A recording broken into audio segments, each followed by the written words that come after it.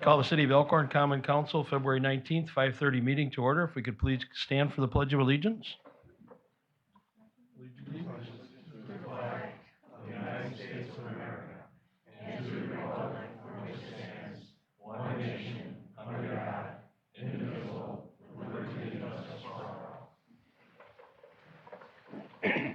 Roll call, please. Bruce Lechner, Here. Tim Sharota, Here. Gary Payson Jr., Here. Ron Dunwoody, Here. Scott McClory, Here.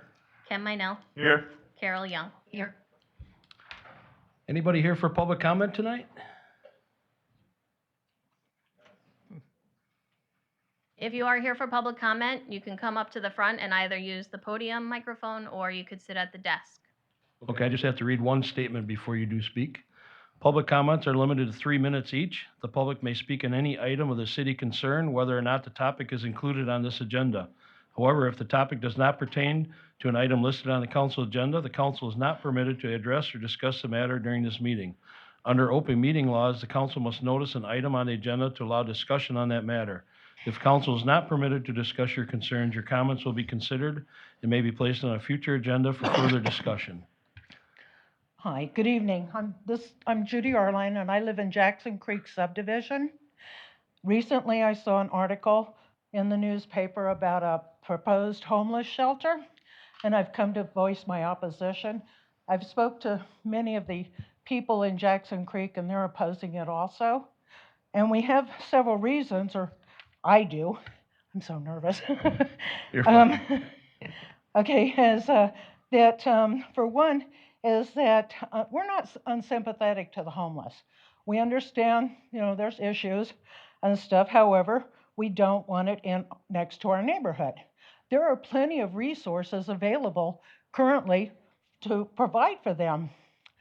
Some of the reasons that we're opposing is that the property values will be severely impacted, but the taxation will continue to rise.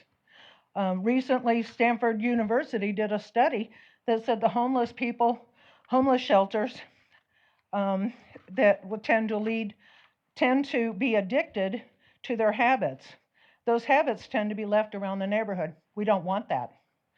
I hear that the crime rate, I fear that the crime rate will continue to increase. You can't fault homeless people for that. However, there are some out there that slip through the cracks, and screening processes cannot be all that thorough. As my concern is that a unit twice the size as being proposed by Community Action is that we're going to get twice the problems that Twin Oaks already had. I don't know how many times the fire and police and rescue have responded over the years. I'll be working on trying to get that data. But in the meantime, we still don't want that in our neighborhood. We have children and families and in that neighborhood. It is too close. Without the permanent housing, for some of them, is they generate a high demand on consumer resources. Who's providing that? Is our county going to foot the bill too? Is the residents expected to house everybody? Are they going to come in from all over? Is it just going to be for Walworth County? If it's Walworth County, okay, let's talk about less screening actions. I'd like to give you some things to take away and think about, but include the community in any approval process that the council or the county may have, and also look at the screening process. We want to be involved in some of that. We don't want, the dredges of society put in there because we don't know what their screening sessions are. They say that in 60 days, people find shelter. Where is this affordable shelter that they're going to find? The location, it's not close to any services. Everything will mean that they'll have to drive or walk. Most of them don't have cars. The ones that walk, they'll be out on Highway 67. That's a pedestrian traffic. That's hazard to many that commute to and from work. 30 seconds, ma'am. I'm sorry? You got 30 seconds left. Okay. And in the meantime, I would like for you to strongly think about all of that before any further action is taken. Basically, halt the action now. Don't pursue it. So, thank you very much. Thank you. Anybody else for public comment tonight? Okay.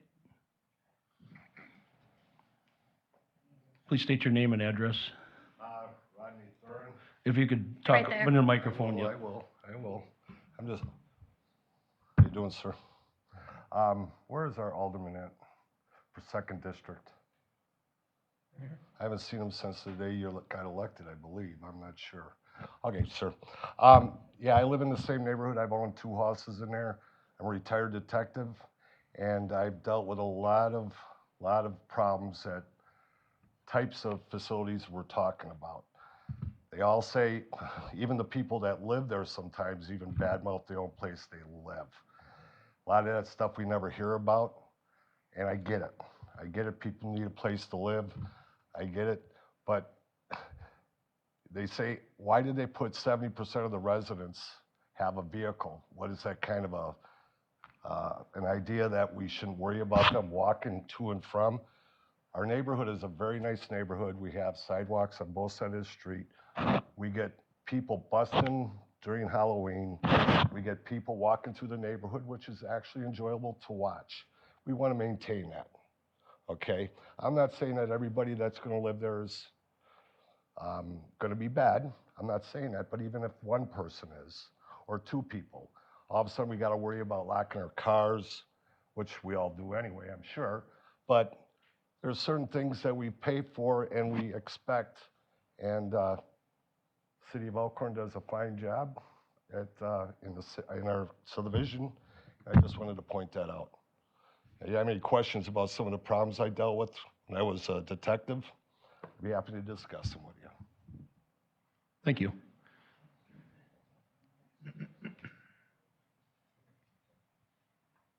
Hi, I'm Michelle Schultz. I'm back again, hoping that you guys vote in favor of the baby box tonight. I brought my husband along, the mason, who's would cut the hole in your building, just so you know I wasn't lying, that he'll do it. If you have any questions, let me know. Thank you.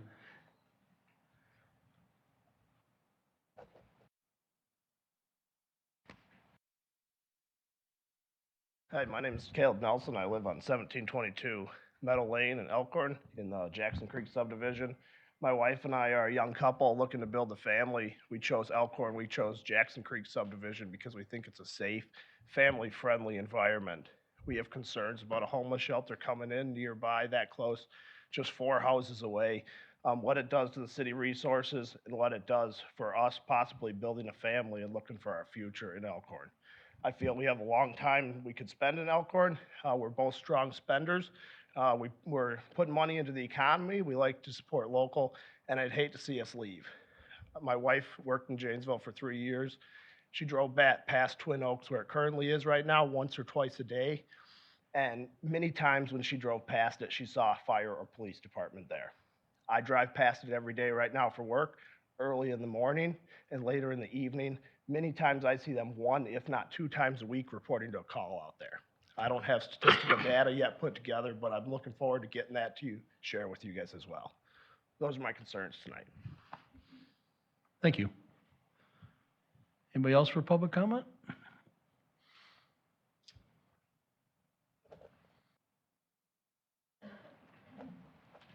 Thank you. Harold Romey from 412 South Creek Drive, Elkhorn, Wisconsin. I'm currently opposed to the development across on Reamer Road and to some of the development overall in Elkhorn. Traffic on Highway 67 is horrendous as it is right now. I think putting another development on Reamer Road is only going to increase traffic. I think it's going to be a danger to the people living there. I think it's a lot of people into a very small space. And the intersection on Reamer Road and 67 is dangerous the way it is now with just car traffic. If you add some pedestrian traffic, that is going to be just horrible. Also, like I said, just development in a whole, I think we've got look at Highway 67 and Reamer Road as far as that intersection. If we're going to continue with the development like we have been, there's going to be a large development down by Kunis, I believe. That's going to be a lot more traffic. So just look at that before you would go into that. Like I said, I think it's just a real small area for too many people. Thank you. Thank you. Anybody else for public comment?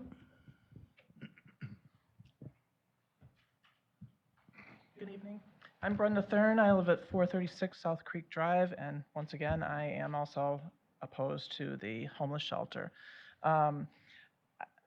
I don't know if you really looked at the piece of property, but it is 3.17 acres, and it's a rectangle. I would really like to know how you're going to fit 30 units on that piece of property.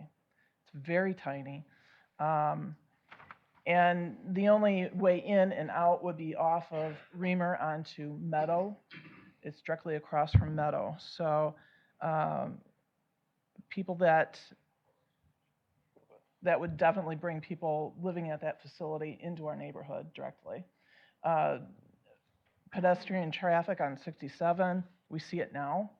And that, I believe it would only be increased. I'm not opposed as to a new homeless shelter because I know that Twin Oaks Shelter is to put it nicely, it's a dump. You know, it's a 1950s old motel converted. They do need a new facility, but it doesn't need to be in the city of Elkhorn. Why should we be responsible as taxpayers for brunting all those additional people that will be in and out of there every 60 days? It's a lot of people. A lot of people that suck on the police and fire and rescue services. I am a retired deputy, and I do know that Twin Oaks Shelter does have quite a few calls. They are out there quite frequently, I would have to say. We are, like previous stated, we are a subdivision that has a lot of young children, a lot of teenagers, but we are a subdivision that's full of children, and it's not a good environment having the homeless shelter across from our subdivision. I believe that the homeless shelter would draw on our police and fire rescue as well as school services. And as a taxpayer,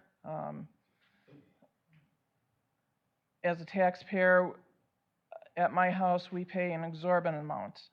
We are at $8,000 on our taxes already. I don't want to have it shoot up any further. And I'm afraid a homeless shelter like this would cause that. So please reconsider. They need to be, a homeless shelter within the county, maybe be funded by the county. Have it, not just affect the city of Elkhorn. The rest of the county needs to help fund it in some fashion, whether it go on county property instead of in the city. Thank you. Thank you. Any other public comment tonight?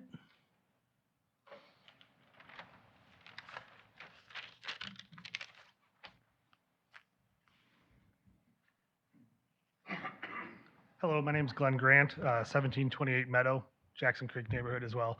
Here for the same reasons, same concerns. I guess most of all, I'd like to just reiterate what everybody up here has said. I think they made a lot of good points. The one thing I would say is, as a parent to an only child who just turned 13, a 13-year-old girl, I'd be able to see the entrance to this facility from the end of my driveway. And as my wife said, when we were first looking between Lake Geneva and Elkhorn as where we wanted to live, one of the things we loved about Elkhorn was the small community, the more family-oriented compared to Lake Geneva. Nothing bad about Lake Geneva. We loved it there too. But when we got into the Jackson Creek subdivision, we absolutely fell in love with the fact that you could have a little bit of the country, but also a neighborhood with children, dogs, families, just a safe neighborhood. And when we first looked at that property, I remember or I remember thinking how wonderful it was just seeing all of that. And like my wife said tonight, before I left to come here, and this is a thought for the resale part of our property values in that neighborhood, would be if we came and looked at that house, we, standing at the end of the driveway, could see the entrance to a homeless shelter. That is just not something we'd want to raise a 13-year-old child, or any age child really for that matter. Even if we didn't have children, like my neighbor Caleb said, wanting to start a family or not wanting to start a family, locking cars, locking your doors. I'm not unsympathetic to what those people are going through. I think there's other alternatives that make a lot more sense than putting it in a neighborhood. I know a lot of people mentioned already the traffic concerns at that intersection. I can tell you, as my house on Meadow backs up to that, I have heard more car crashes just from my backyard than I've heard in my entire life at that intersection. I'm sure anybody in the back of the room here today can probably attest to how many calls they've gotten to that intersection being already a traffic concern. Now you put people walking in and out, walking down to gas station, walking across Reamer onto Mound to get down to Delavan to do shopping, to do whatever. I just don't see how this is a location that benefits them as well as not benefiting us. So I wanted to voice my concern this evening. Thank you. Thank you. Anybody else for public comment?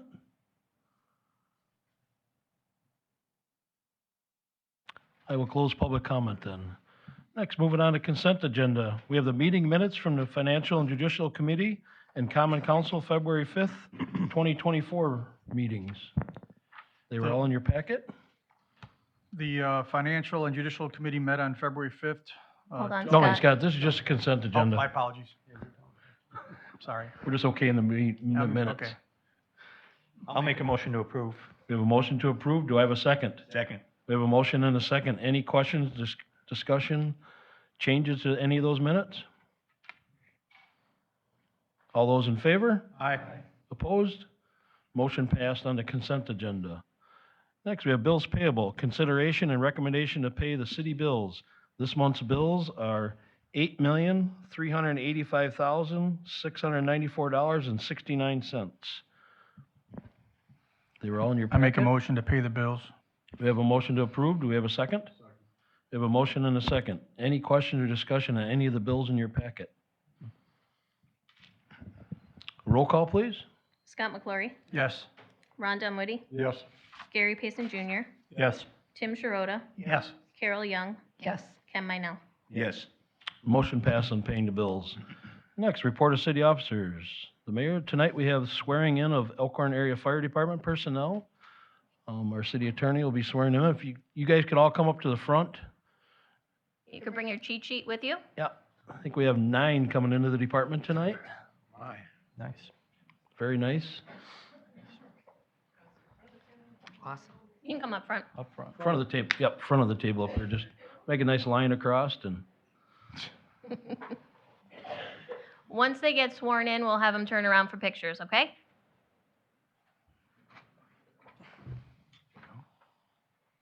Welcome, everybody. All right, I'm glad you've all got cheat sheets because this is going to be a long one. Are you ready? So I state your name. As a firefighter, EMT, AEMT, paramedic with the City of Elkhorn Fire Department.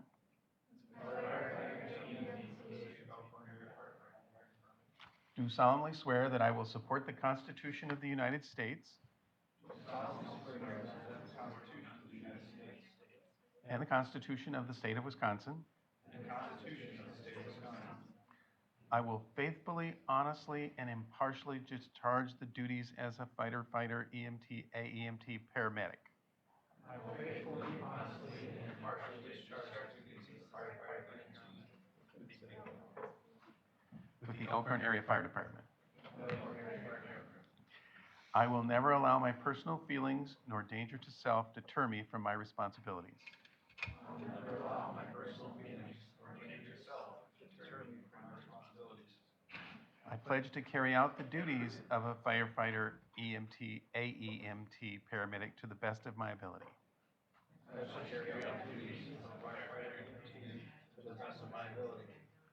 And will honor and respect the mission, goals, purposes, and policies of the Elkhorn Area Fire Department.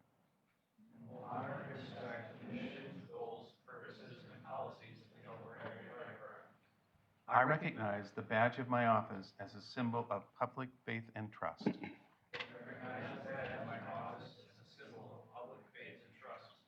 And I accept so long as I am true to the ethics of the fire department, of the fire service.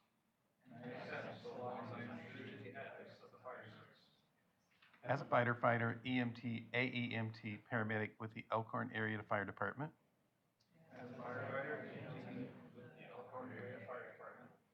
I accept this self-imposed and self-enforced obligation as my responsibility.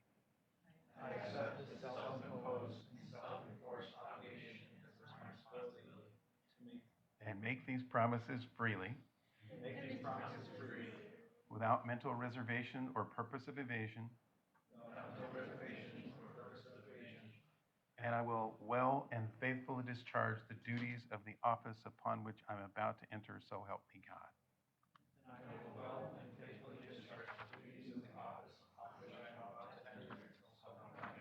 Congratulations.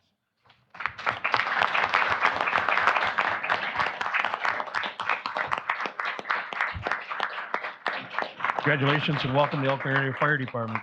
You guys can all turn around for a picture. Yeah, if you can hand me your form and go that way for pictures. Thank you. Thank you. That's 10 times longer than the contract, I can tell you that. Thank you.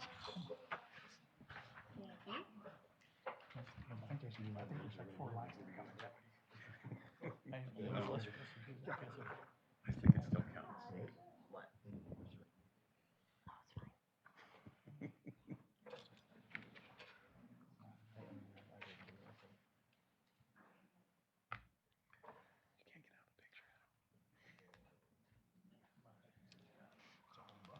Good luck.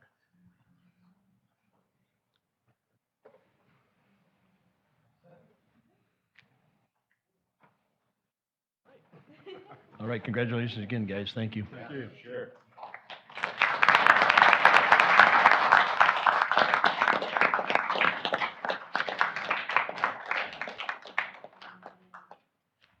Next, we have City Administrator. I feel like I always know how to clear the room, I guess, but,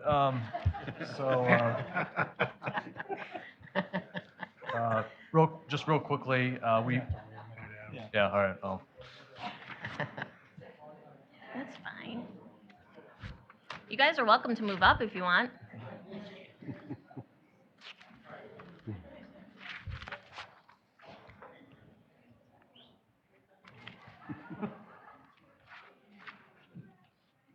So just a couple quick updates. One, we did have a meeting with Bryan Building Corporation about potentially doing a new industrial park west of Kunis. That's obviously very, very preliminary stages, but we did meet with them.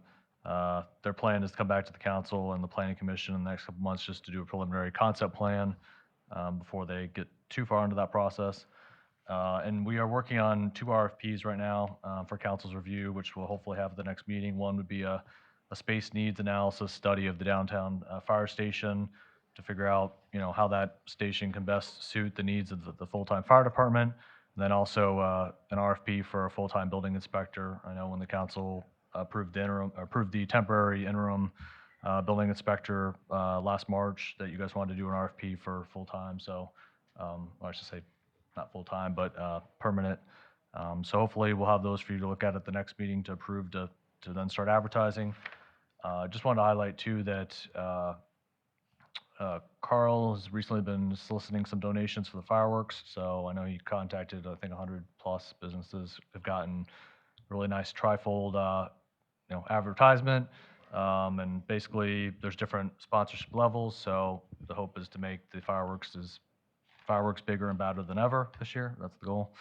And then lastly, I just wanted to address, well, for any of the people that were here earlier talking about the homeless shelter, that nothing has been submitted yet at this point by Community Action. We just had a very, they just wanted to meet with us. So Nothing's been submitted to the planning commission or the city, so just want to make that clear that there is no pending application. They just expressed that they did have a desire to put in a shelter at that location. So as of now, nothing, there's no action for the planning commission or the council to take at this point on their goal, I guess I should say.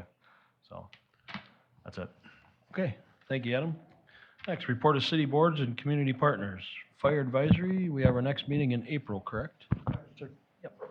Next, library. The library was recently the recipient of a $1,700 Elkhorn Fund grant. This money will be used to fund the library's upcoming second annual community Big Read event this summer.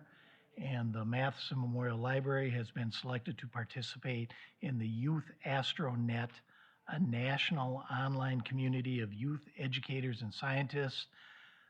They will be collaborating with the Elkhorn Area School District and Yerkes Observatory, with programs being planned for the fall of 2024.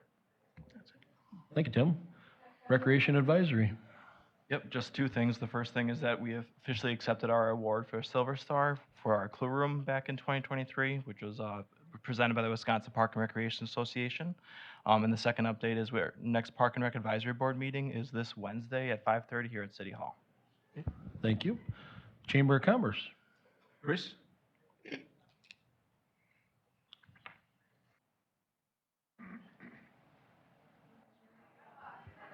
Good evening. Sorry for my lovely voice. Just some updates for the Chamber of Commerce.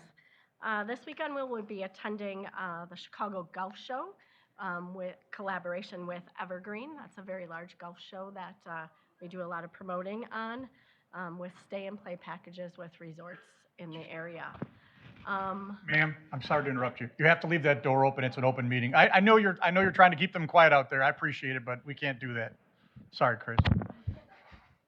Thank you, Scott. I didn't even see that. And then in March, what is kind of unique is there is a conference called WITCOT. It's the Wisconsin Governor's Conference on Tourism. That will be held in Lake Geneva at the Grand Geneva.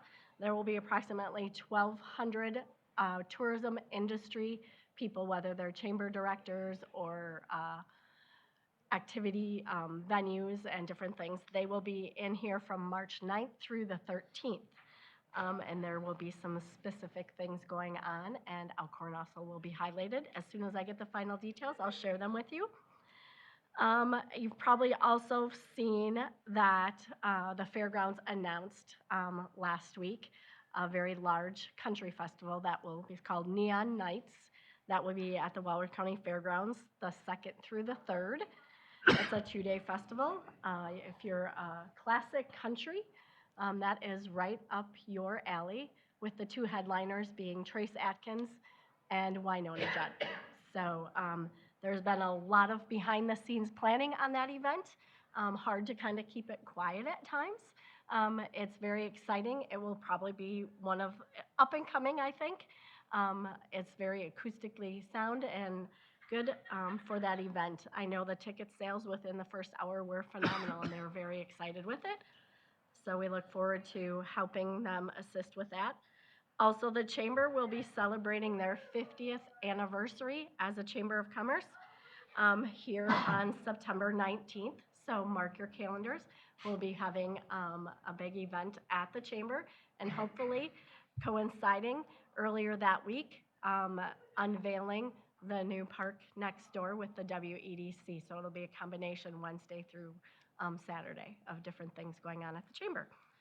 If anybody has any questions or concerns, let me know or ask me how I can help. Thank you, Chris. Next, we have Katie with Community Grant Writer. Hi, everyone. I just am so excited to share finally publicly. Matt and I had the opportunity to meet with the U.S. Department of Transportation and officially talk through the Rural and Tribal Assistance Grant that the city of Elkhorn was awarded for $320,000 last fall. That will give us funding to apply toward design work for West Centralia Street in 2025. So that was a speed grant There were 13 awardees total for rural communities around the United States.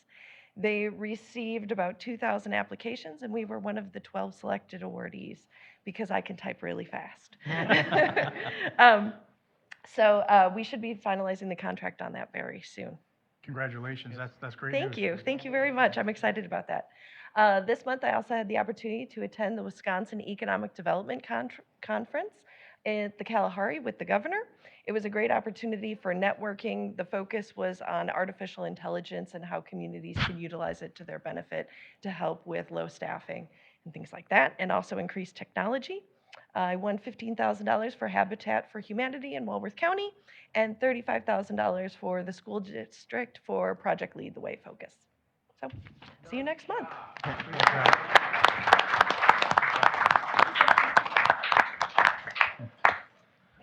Thank you, Katie, and congratulations on them. Next, we have committee reports. Scott, financial and judicial. Yeah, now it is my turn. And I don't know how I can follow that up. This is a lot less exciting. We met on February 5th to discuss the topic regarding our municipal court and staffing. We made a unanimous decision to change municipal court clerk position from full-time to part-time. So we're asking for the full council's consideration on that change, and that is my motion. I think it's coming up later. Is it? No, it's right here. No. Yeah. Am I wrong again? No, you're No, good. okay, you're good. So we just need a Third second. strike. We need a I'll second. second. We need a second. I'll second. Thank you. We have a motion and a second. Any further questions or discussion? Or questions? Just clarification, that effect would take place after the retirement of the existing court clerks, just for Correct. clarification, so. Any other questions? All those in favor? Aye. Opposed? Motion passed for that, for municipal court and staffing. Next, we have unfinished business. Motion to reconsider the proposed contract with Associated Bank to provide banking service to the city from February 1st, 2024 to January 31st, 2028. I'll make a motion to reconsider. Second. We have a motion and a second to reconsider. Any question or discussion? All those in favor? Aye. Opposed? Motion passed to reconsider the proposed contract. Next, we have discussion and possible decision regarding the proposed contract with Associated Bank to provide banking service to the city from February 1st, 2024 to January 31st, 2028. I'll make a motion to approve, as I stated in last time we had a meeting about my concerns moving forward. Next time come around. We have a motion. Do we have a second? I'll second. We have a motion and a second. Any further questions or discussion? I guess I agree with Alderman Payson that going forward, I think we should have I don't know what the magic number would be, but at least 2 or 3 local banks providing us with, a side-by-side kind of thing of interest rates and whatever. I think that's the best path going forward. I agree. Any other questions or discussion? Roll call, please. Gary Payson Jr., Yes. Ken Minell, Yes. Tim Sharota, Yes. Ron Dunwoody, Yes. Scott McClory. Yes. And am I correct that Carol cannot vote on this one? Thank you. You Carol abstain. will not be voting. Motion carried. Motion carried. Next, new business. Discussion and possible decision regarding the MOU with St. Patrick's Parish to fund the installation of the Safe Haven baby box at the Elkhorn Fire Department. So there was an email I received today. Our insurance company reviewed the contracts, and they have some concerns about the insurance section of the contract. So I needed to state that for you all. I just found out before the meeting, and I asked our city attorney to give some more insight because I don't exactly know what that means. Well, the insurance company had some serious problems with it, and I haven't had a lot of time to look it over. I got it at about 3:50 this afternoon from Lacey, but they definitely recommended that the city not sign this tonight. They give us a little time to rework the contract.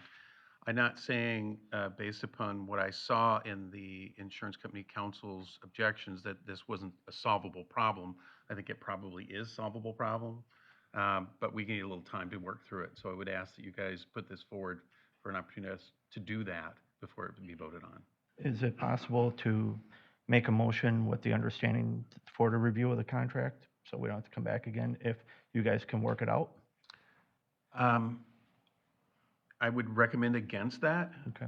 Because the problems have to do with liability and they're very serious.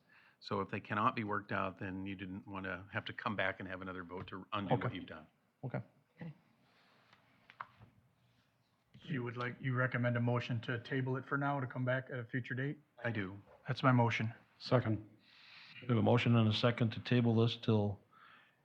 We've had a chance to review it. to I review. will let the council know when we've worked it out with the insurance company, and we'll of course work with the baby box people too on the contract to make sure that we get this in the way that it can be signed by council.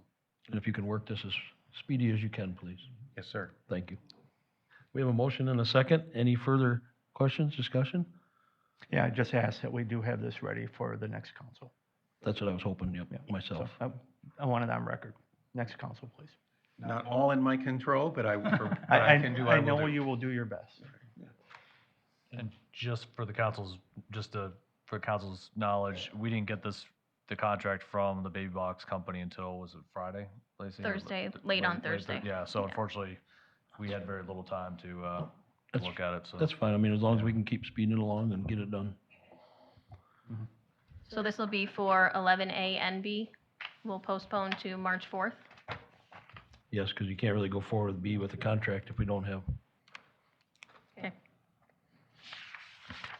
All those in favor? Aye. Opposed? Motion passed on tabling until the next council meeting for 11A and B.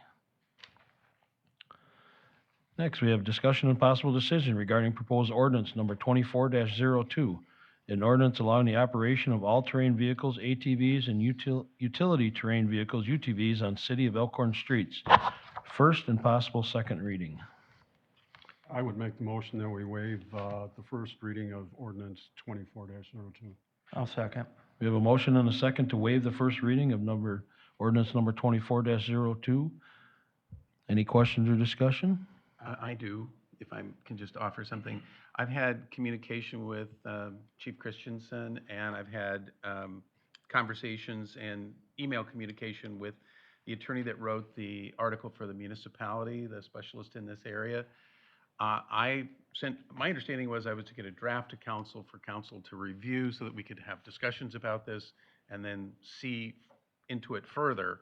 I did not realize that there was going to be a vote on it tonight. And I know that Chief Christensen has concerns and changes that he wants to make. Even I want to make some changes to it based upon the information I received this afternoon from that specialist that wrote the article for the municipality. So I would recommend that council put this off for, just like the last item, for another vote. I will withdraw my motion on the table of first reading. Okay. Do you have who seconded it? I did. Okay, you withdraw? I will withdraw. Okay. Now, it is on for discussion, so Yep. if I could Could- take yeah. a couple minutes of council's time. The issues surrounding this are partly as a result of some ambiguities that the legislature has left us with. For example, the legislature says in no uncertain terms that every motor vehicle on the highways in the state of Wisconsin, and highway is any road in the city in this context, has to have a minimum level of insurance that is laid out in 344-33, I think it is. But anyway, it's one of the subsections of the statutes. And the legislature then went on to specifically exempt ATV, UTVs from that requirement. So then they passed a law that said that if we're going to adopt an ordinance allowing us to comply with 2333, which is the section on ATV, UTVs coming up on highways, that we had to strictly conform that to the statute as it's passed. I don't know what that means as far as insurance. I know that I did look at several ordinances from other communities, some of which required the insurance to be included at the minimum levels, which are very minimum, as you know. But a rider of an ATV or UTV, as they enter the border of the city of Elkhorn, and ride through, if they were to receive a citation here for not having the proper insurance, when in the last county or the last community that they were rating in, they didn't have that requirement, I just don't know how that would play out in an enforcement role. I also have concerns about the language of 12-year-old to 15-year-olds riding ATVs, which is permitted under supervision. I'm pretty sure that I heard from council last time, and you can correct me if I'm wrong, that you do not want that. You want only licensed drivers on the roads in Elkhorn. I think we can do that, but I want to keep going with that a little bit. Hopefully you'll take a good look at the draft that I sent you. I know that Joel, and I'll let him speak for himself here, but I know that Joel had concerned about the map, and upon reading his email and talking back and forth, I agree with that as well. But there's some changes we'd like to make to this and submit a new draft for you to look at. But please take a look at this draft and let us know in my office if any of you have any concerns about that draft or other changes that you want made. So I don't know if I've added to the confusion or took some away, but Joel? No, I think you touched on a lot that we discussed this afternoon, with the exception, and I don't think it may be in any of the other ordinances, Dennis may know this better, but there is no state prohibition against opening containers or open intoxicants. And I did see that in another ordinance that did prohibit open containers of alcohol. I think it's in here. It's in this one. I read it, yeah, it's in there. Yeah. Yours now, okay. Yeah. I just wanted to make sure that was in there, because I don't think I That saw was it. in Whitewaters, that's where I adopted it Okay, from. so just to make sure that we have that, because there is no state regulation on that at this time yet. I think it's something that is kind of overlooked on the state level. So just that we have that. No, and then we had talked about the licensed drivers. I thought that was the council's wishes, so we just needed to kind of touch that language up, I think. I shamelessly took from multiple ordinances that I found from other communities and just lifted what I thought were the best provisions of it. But there are some language changes I think I'd like to make and submit a new one to you. But one other issue that is an issue for me at least, and I think that you guys should consider this, is the difference between ATVs and UTVs. The statute defines them sort of ambiguously based on the width and the weight. But I think when we picture an ATV, we're picturing a handlebarred vehicle that you're straddling, even though some UTVs still fit that definition. And when we picture a UTV, we're picturing these ones with steering wheels that are, if not enclosed, they have like a roll cage and they're much larger. And one on the roads in your city is different than the other on the roads in your city. And consider whether you want both or only one type of those vehicles in your community as well for driving in your downtown and on the roads in the city of Elkhorn. So those are things I'd like to point out to you for consideration. Well, with the original motion last week was to include both. I agree. And because there was, as I've learned more about ATVs and UTVs than certainly I ever knew before. And I didn't know if that distinction was well known by the council members. Oh, it was by me. Okay. Yeah. I actually thought the ordinance said you couldn't. I thought you had to You have to include have them both. both. You have to do one, you have to do one, you have to do both? Yes. Yeah. I thought did that's hear what he that said. statement, but I don't know where that comes from or where that, it doesn't emanate from the statutes that I've been able to. There's communities in Wisconsin that allow UTVs. That's it. They don't allow both. I thought he had said that last week. I think he did, and it's even in the I think he said minutes. it kind of gets cloudy, so. Yeah, but I wasn't able to verify that, and there is a lot of conflicting information floating around about these vehicles and the rather rapid expansion into communities that you're seeing. Well, I would advocate for, as much as humanly possible, the ordinance reflecting the rules of the road. You need a license to drive a car, you need a license to do this. If you're a suspended driver, can't operate a car, you can't operate one of these. You can't throw cigarette butts out your window out of a car, you can't do it out of here. You gotta have license to drive a car, you gotta have a license to drive these vehicles. So I am not in favor of allowing someone 12 years old to be driving on a city street with a parent or anybody else. They don't know the rules of the road, and I think it's a recipe for disaster. Okay, I will make sure that the draft comes back that way unless I get different direction from council. My question is, and I when you were talking about insurance, that interests me. How are UTVs, maybe Dennis can answer, how are UTVs typically insured? As a part of an owner's auto policy, as a part of their homeowner's policy, or is it a standalone insurance? I have mine listed with my vehicles. I cannot say that's the law, I just know what I did. And Again, I didn't pay cash for it, so you obviously have to have insurance when you mortgage them and so on and so forth. So I have the same insurance as I have on my vehicle. so theoretically, you can establish your own levels of liability. Yes. So if we ask for higher levels of liability for bodily injury and whatnot, you can get that right in your auto policy, just like you can for a car. Okay. I did contact an insurance agent in the Elkhorn area and ask questions about this, and they are mostly insured as standalone, as it was explained to me. Right, they are. They're standalone. It's just another line on your insurance. So it's like another vehicle. Quick Google search just simply says most insurance companies cover ATVs and UTVs under their motorcycle insurance policies. Ward, Whatever that's worth. I have a question real quick. When you were going through there too and drafting this, did you consider times? We talked about that as well last time too, as far as hours of operation? Did you have Yes. questions? Oh, yeah, and I did include a section on that in the ordinance. Now, Okay.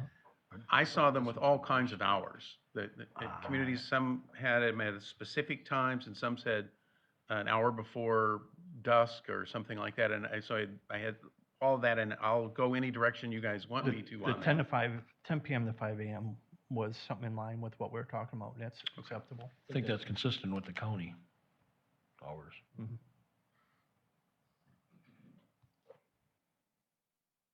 Any other questions? Do I have a motion to table this to the next?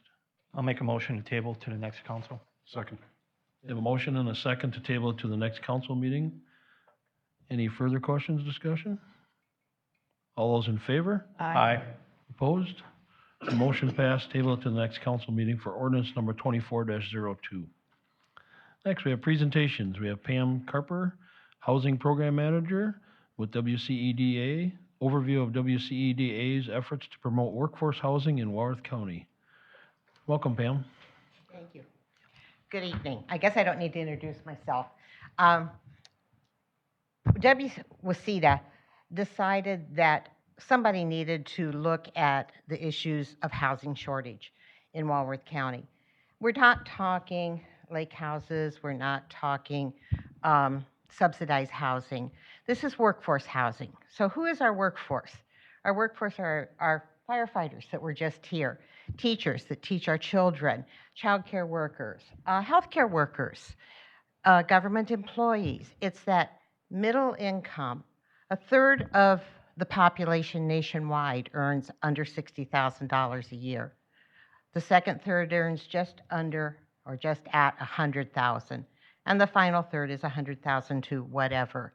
Is that middle section, that $100,000 to $60,000.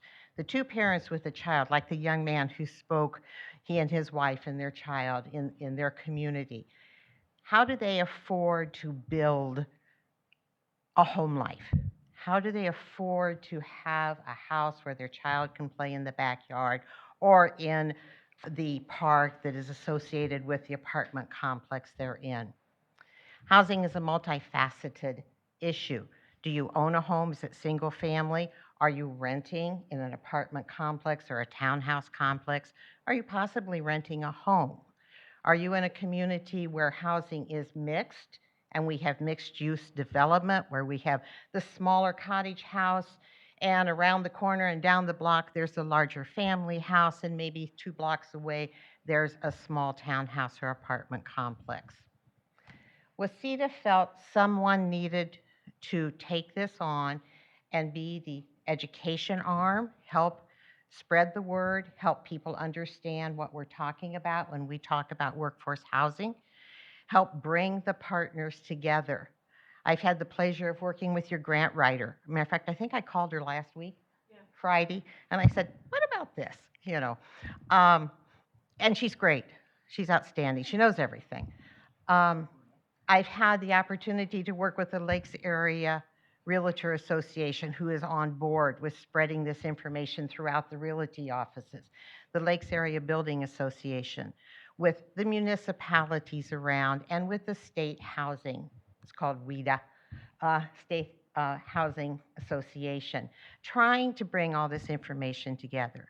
I wanted to introduce the program to you all. I wanted to introduce myself because I hope we'll see a lot of each other. I hope we're able to work together to bring workforce housing into Walworth County, into Elkhorn, as Delavan, as Whitewater, and all the other communities, of which I found there are 28 throughout the county. Wow. Yeah. Part of what we will be doing is spreading information throughout. This is just a small example of a poster that will go out. The realtors have asked to have this so they can put it in their offices. I'm hoping to get it in chamber offices, Miss Chris,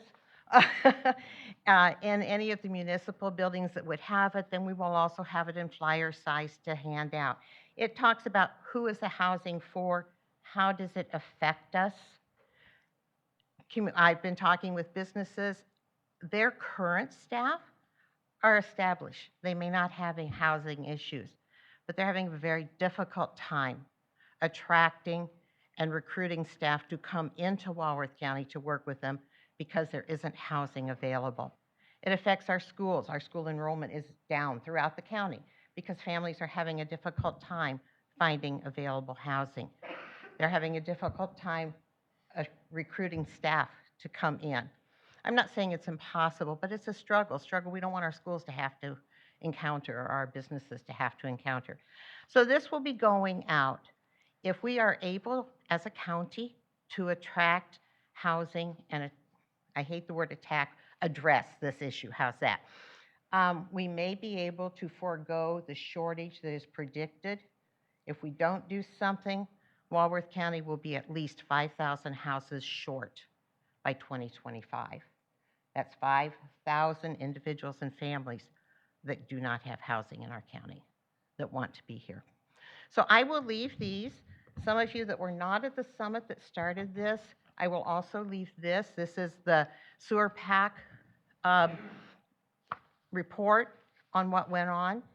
And I look forward to meeting you all later as we discuss bringing housing into Elkhorn. Thank you so much for letting me speak. Let me leave them here? Or Yes, give that's them fine. to you? Yep. I'm looking right. Thank you. Thank you, Pam. Thank you. Thank you, Pam. Next, we have Dale Brockert, PE, Fourth Infrastructure and Environment, LLC.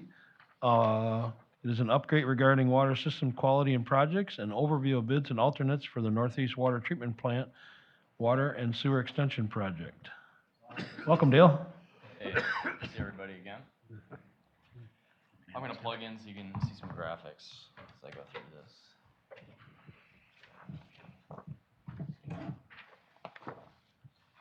Do I need to push slide more? You're good just as long as you're not gonna walk around. You're gonna walk Okay, around. I'll try to stay put.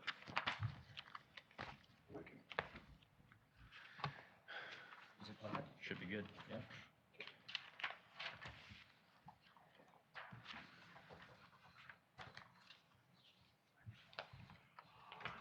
Perfect. Well, thanks for having me back. Dale Breckert with Fulth.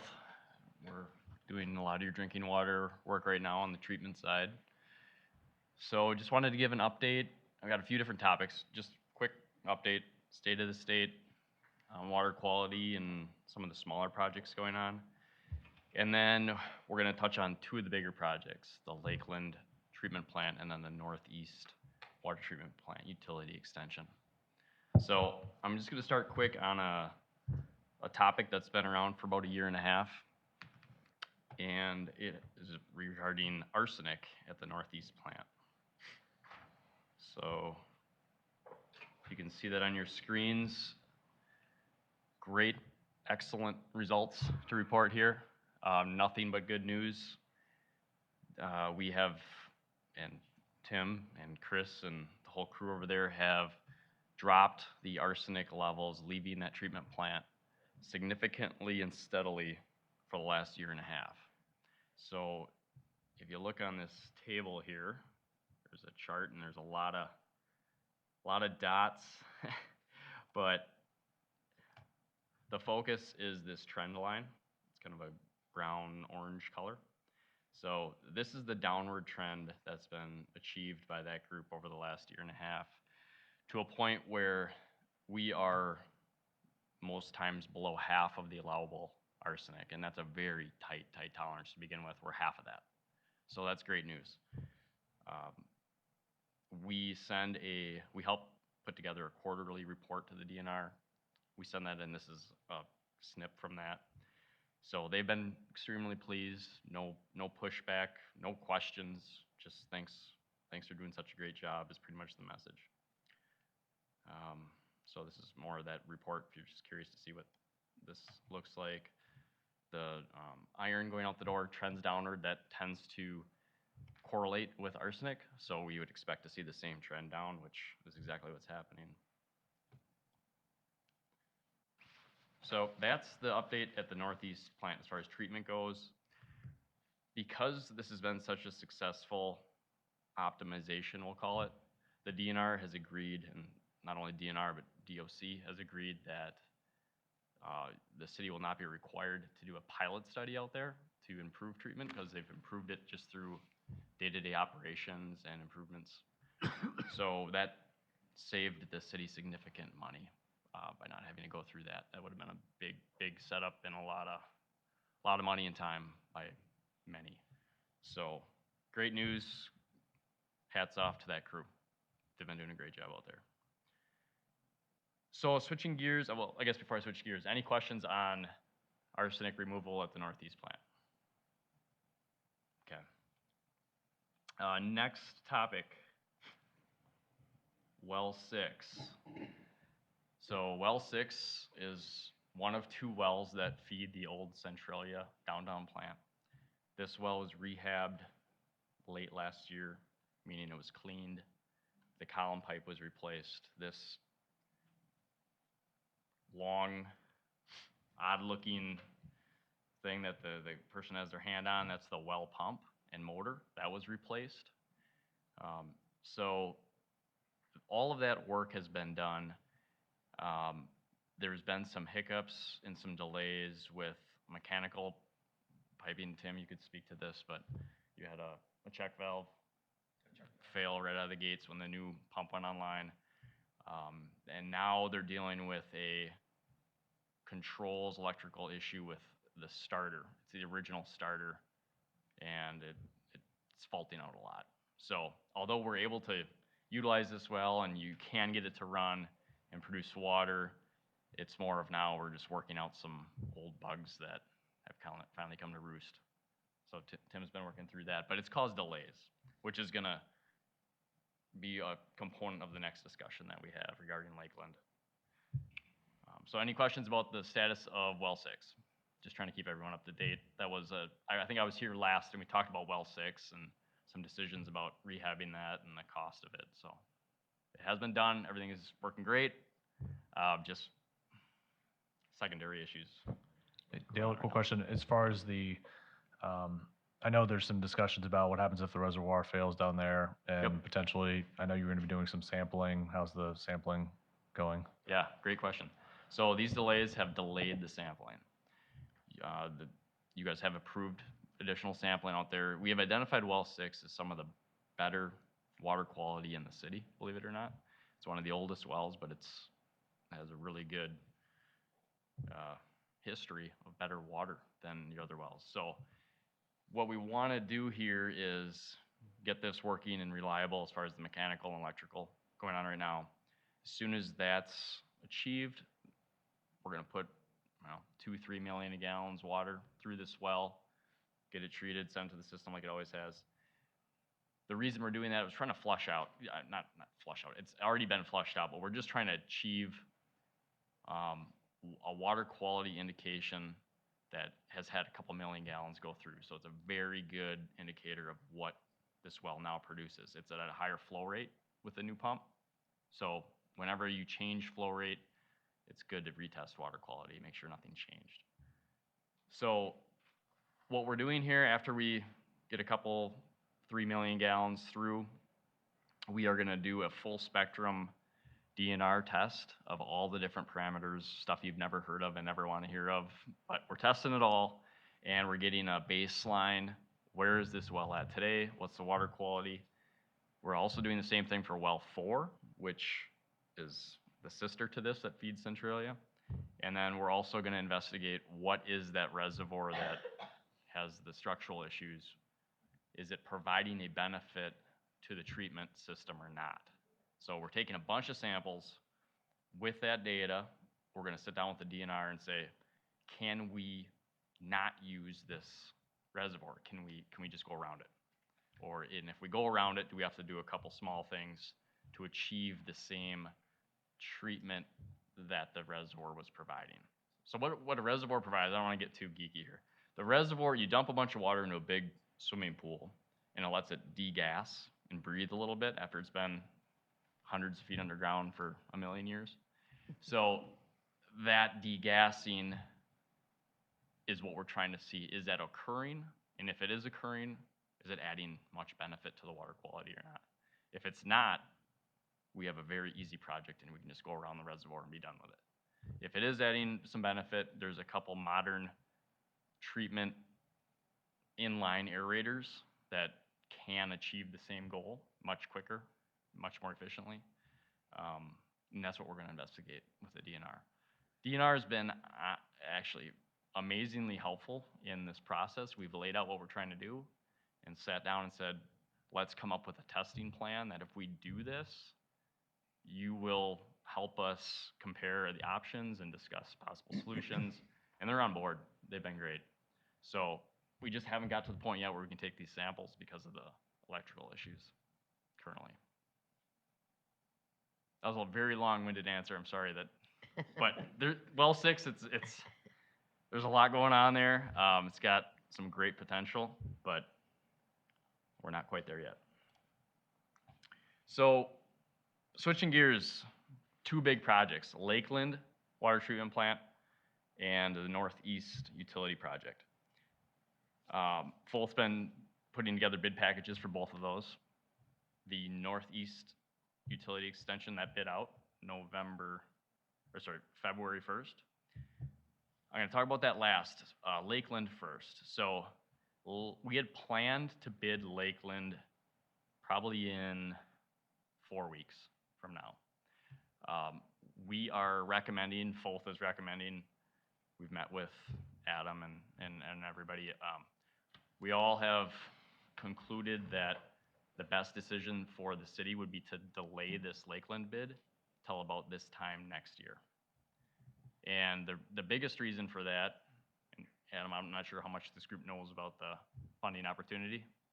So we haven't heard back if the 3.5 million is going to be given to the city yet. So if it is given, there's going to be some strings attached, and we want to make sure we've obligated everything in those bid documents so we don't have an issue with getting reimbursement for that project. So for the financial reasons alone, we recommend we hold off. The other reason is because of well 6, we want to see this testing done. We want to see that back online and reliable before we would proceed with the Lakeland project. And I do think this is going to be several months before that well is to a point where we can just let it run. So I think that's one of the items on the agenda tonight, is to approve the delay of Lakeland from fiscal year 24 to fiscal year 25. Should I move on to the next one? Or do we stop and discuss that now? No, that's coming up after your discussion. Oh, okay, sorry. Go ahead and move on and finish, yeah. Okay, all right, so moving on then. If there's no questions about Lakeland and that recommendation to delay, we'll go to the Northeast Water Treatment Plant Utility Extension Project. I believe this graphic was in your packet. So we bid this project out February 1st. Phenomenal bid pricing, 4 bidders. 3 of the 4, I got a summary here. 3 of the 4 were extremely tight bid numbers, which is an indication that for one, they're very hungry, and then two, that the bid documents were well organized and there weren't a lot of questions or risks that they had to price in. And they were looking at the same project. So that makes us feel good, and it's good for everybody.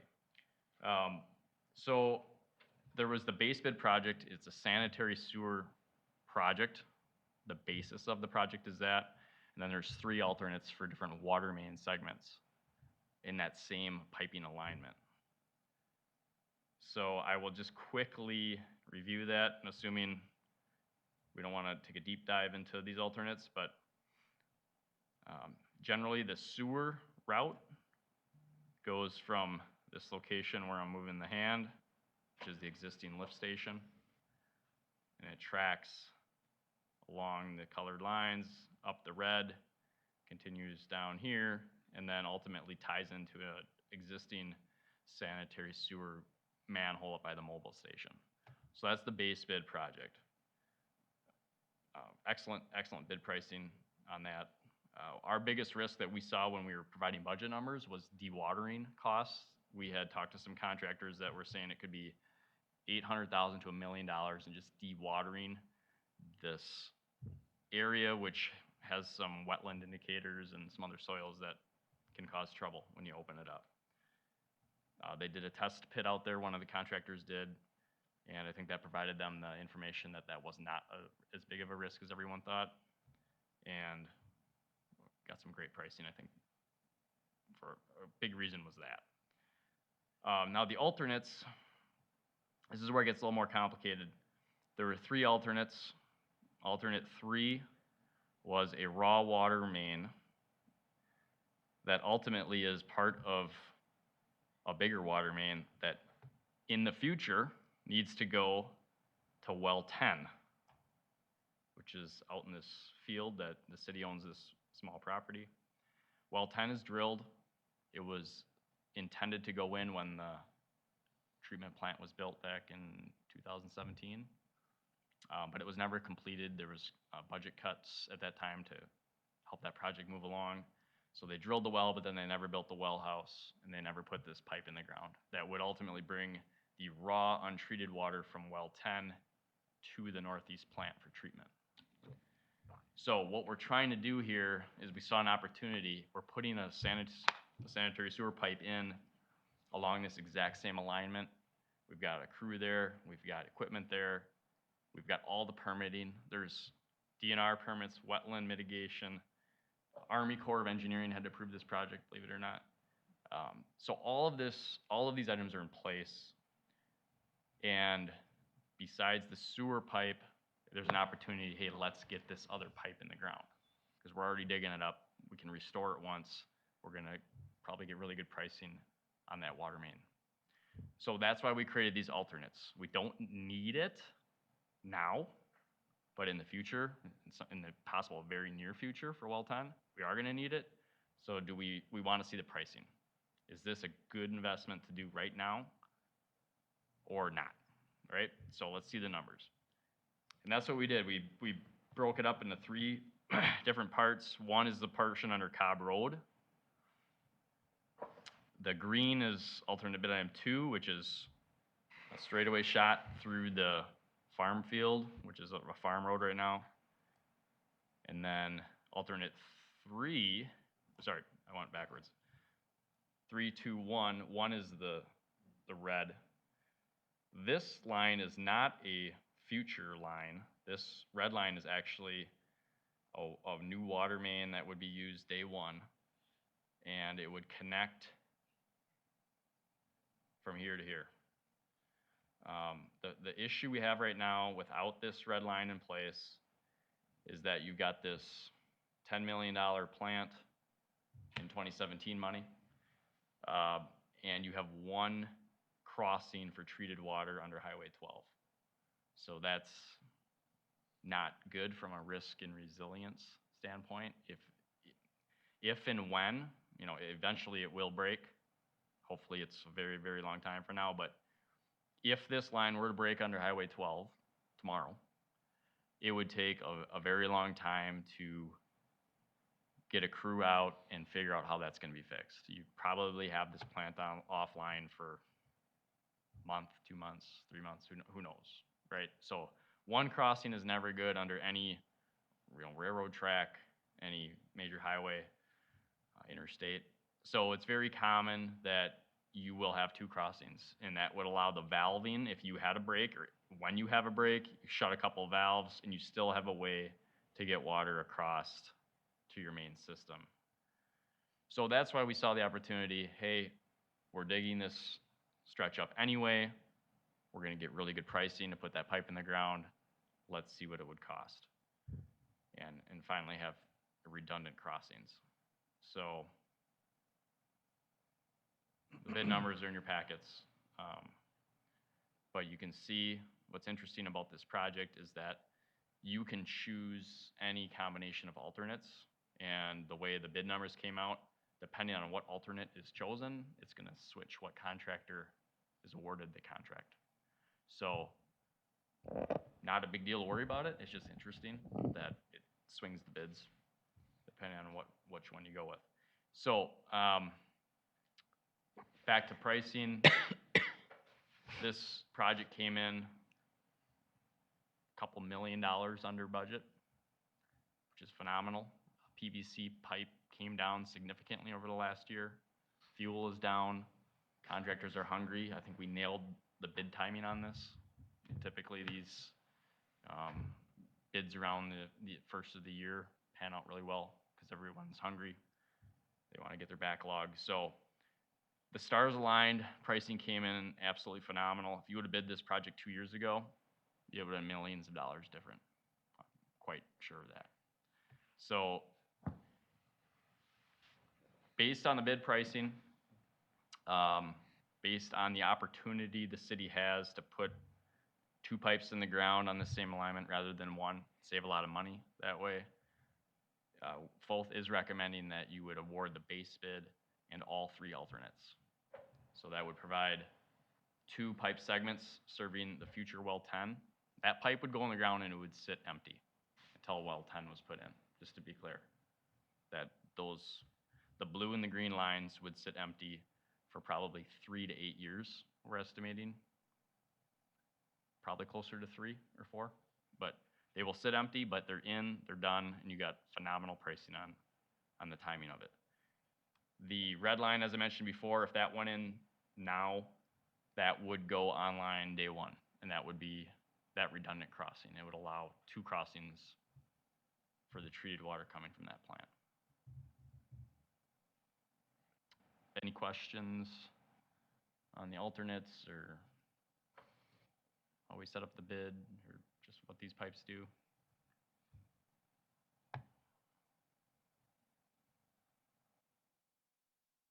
Just a fun fact, the city also owns well 11, this property here, and an easement. So the long-term vision was not only 2 wells feeding into the northeast treatment plant, but 3, 9, 10, and 11 would go here. The green pipe would have a stub out. You can see it here a little bit. That would be for that future well 11 connection to make that very easy and cheap at that time, if it were to ever go in. But that's decades out, in my opinion.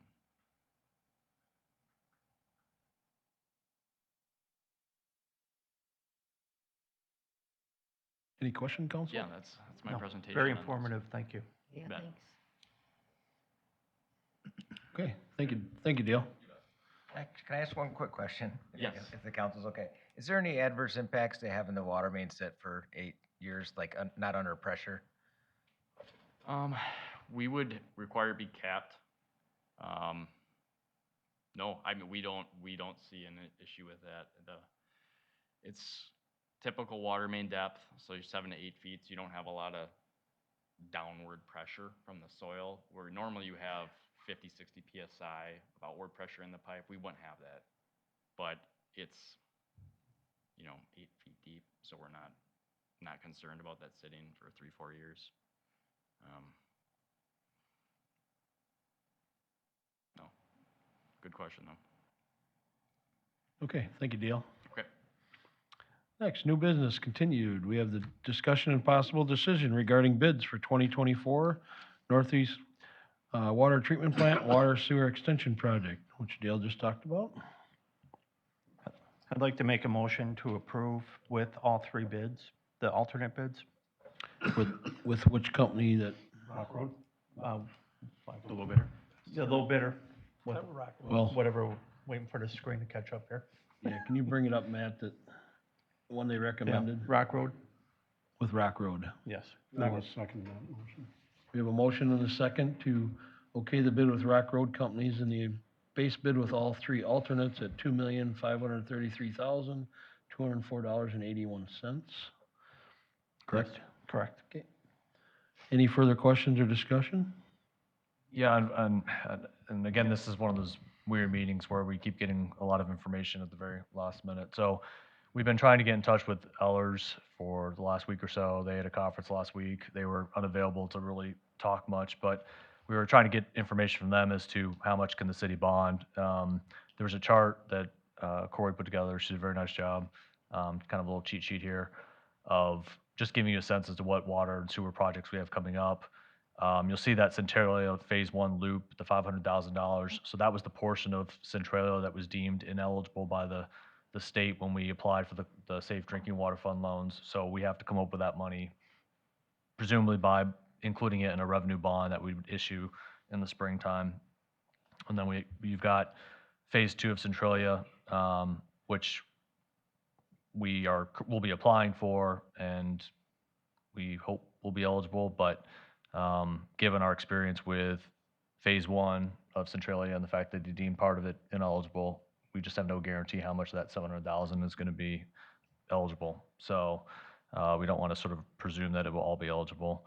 And then the $915,000 that Dale mentioned with all three alternates, right now the DNR has deemed all of that to be ineligible for Safe Drinking Water Fund loans, which, again, I understand doesn't make a lot of sense given it's directly relevant to the treatment plant. But and so our plan is certainly to, we can reapply for clean water or Safe Drinking Water Fund loans for Centralia Phase 1, and then the Northeastern project we can reapply. But obviously, if you approve these bids, well, we have to pay for it, whether we get approved or not. So then it's, how do we cover the funding in the short term? But sort of the short story is that Ellers just got back to us, 4 o'clock-ish maybe?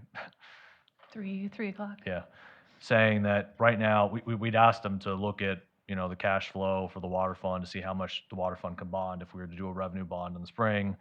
They came back and said, right now, based upon the our current water rates prior to the water rate increase, we could do $800,000 of additional bonding. So they said that they've seen with other communities that have had water rate increases that they've been able to, factor that into what, in terms of issuing new debt, they've been able to factor that additional revenue that the city's going to be getting in, but they're trying to get confirmation from Quarles, who's our bond counsel, that we can in fact factor that in. So unfortunately, as of tonight, we can only guarantee that we could probably, we can bond for up to $800,000 because there's a formula that they use.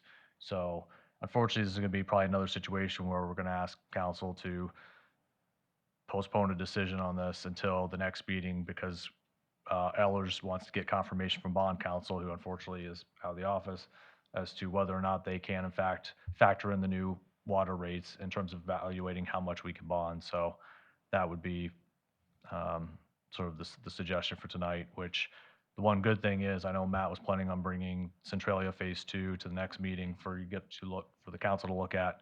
So, you could make that decision obviously in conjunction with the Northeastern project as well. So you can make a decision as to all the water projects as a whole. Gary, would you like to pull your motion back? Well, just so we're clear, you don't have to do that from a parliamentary standpoint. All you have to do is table the existing motion for a vote at the next, how long would they need, Adam? I would say next meeting. It's going to be the next meeting.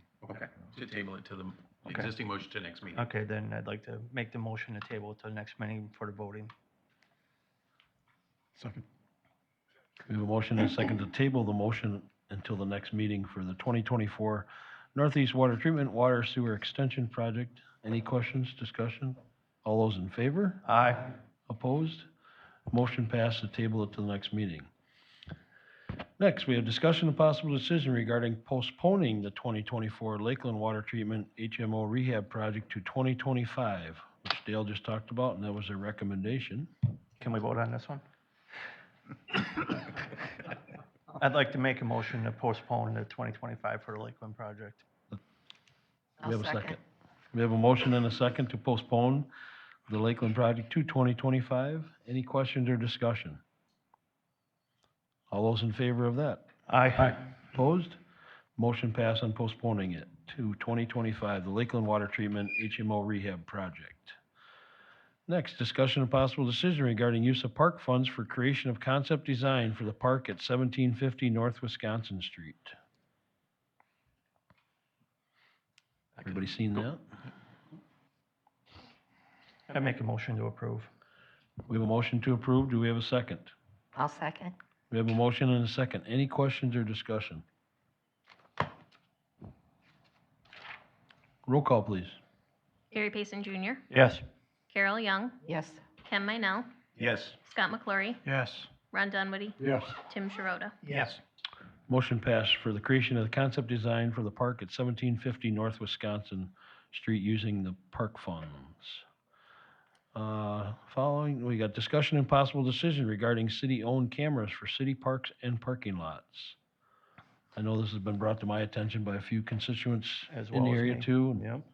asked that we kind of look at things for that after recent incidents.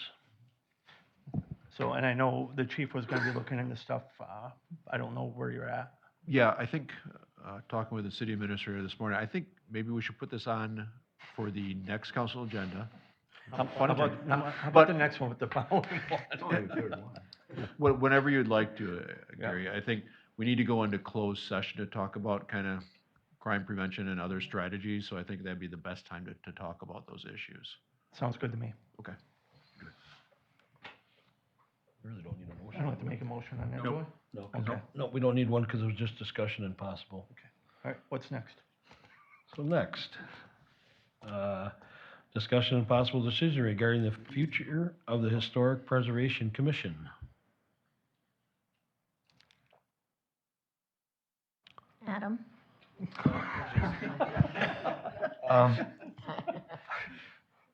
As I mentioned in my memo that one of our planning commission members had asked, to have the historic preservation commission sort of reinvigorated. It's in the city code that we have a historic preservation commission. It's not currently active. There's no appointed members. So the question for the council is, do you want us to start finding those members to have them appointed during the organizational meeting in April?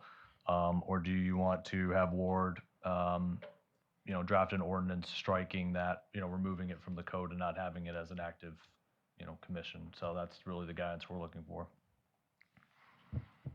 Well, if I read your memo correctly, the Historic Preservation Commission requires at least one architect and one, I don't remember what the other official title was. I think it was real estate, wasn't it? Yeah, real estate. And right now, there's nobody on the board. It's like vacant, correct? So I guess I don't understand why we would want to create I guess we can ask if there's people interested in doing it, but I think the answer is self-evident. The answer is no, there's nobody on the committee. There's no architect, there's no real estate, there's no city council member, there's no nothing. So. I don't think the commission has met in many, many years. Right.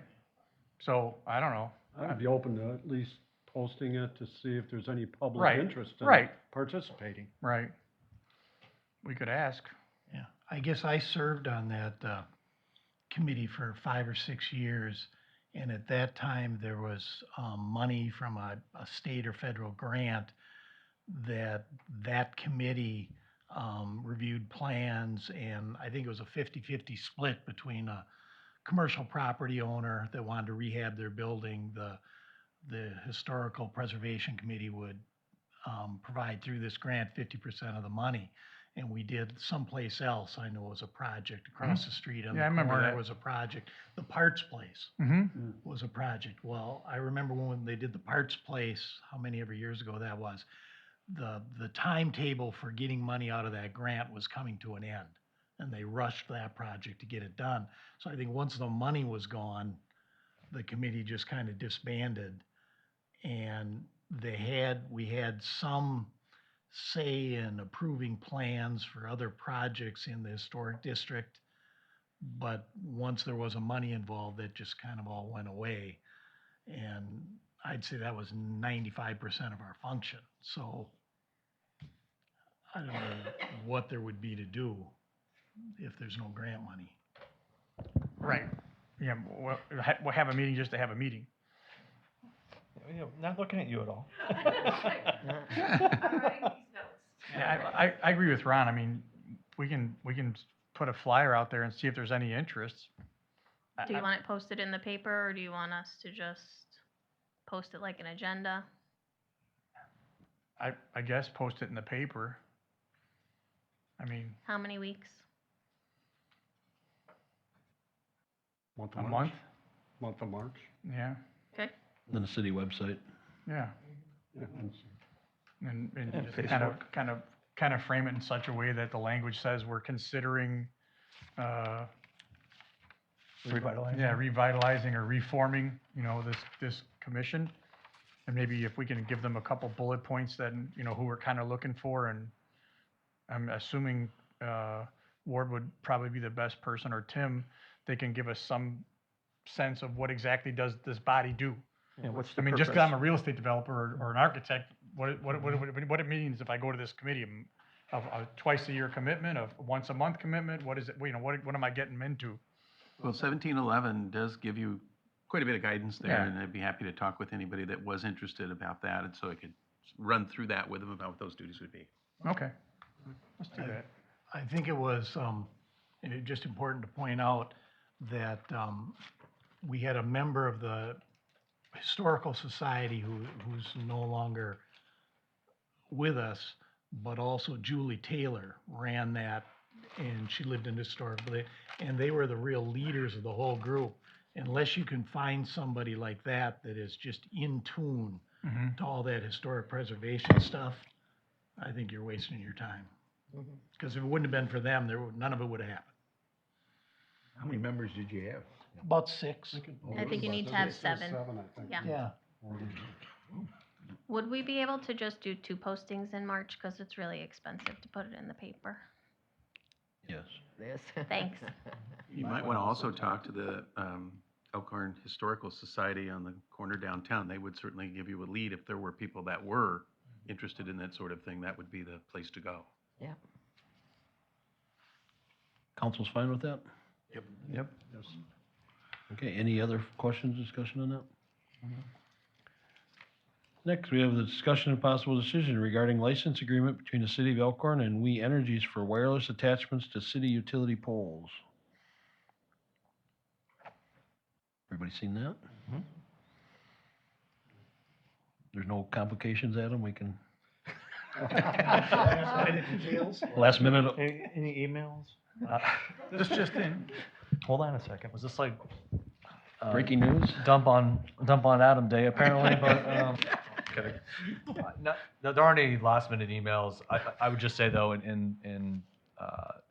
I don't know to what extent Ward's had a chance to look at it, because I know Ward's had a ton on his plate the last week. So I don't know to what extent Ward's had a chance to review the contract. As I mentioned in my memo, this was a forum contract that was drafted by the MEUW for cities to use in these circumstances. So, I'm trusting that hopefully their guidance is correct. It's to put approximately 20-some wireless attachments to our poles. We do get compensated for that. So, as I joked with Dawn earlier, it's always nice when we're finding ways to generate, having people pay us to, help the water or the light department. But anyway, so that's what I got for you.